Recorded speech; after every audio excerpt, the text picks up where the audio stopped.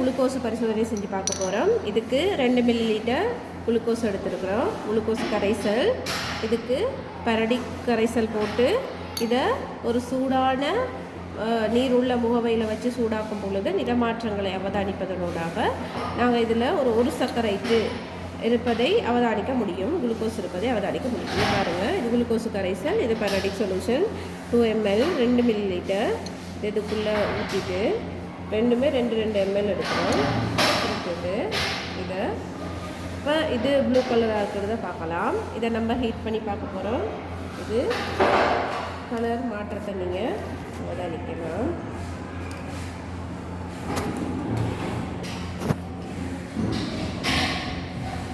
இப்போ நீங்கள் இதில் பார்க்கலாம், மஞ்சள் கலர் உருவாகி இருக்கிறது பார்க்கலாம். லைட் க்ரீன் உருவாகி இருக்குது.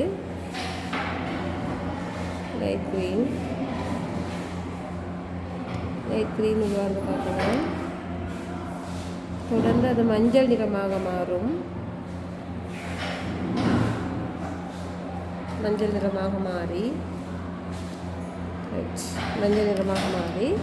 திரும்ப செம்மஞ்சள் நிறமாக மாறி இறுதியில் செங்கட்டி சிவப்பு நிற வீழ்படிவை அவதானிக்கக்கூடியதாக இருக்கும். இப்போ இது ஆரஞ்சு கலராக மாறி இருக்குது பாருங்கள். செம்மஞ்சள் நிறமாக மாற்றமுடையது இருக்குது. இது தொடர்ச்சியாக சூடாக்கும் பொழுது செங்கட்டி சிவப்பு நிற வீழ்படிவு.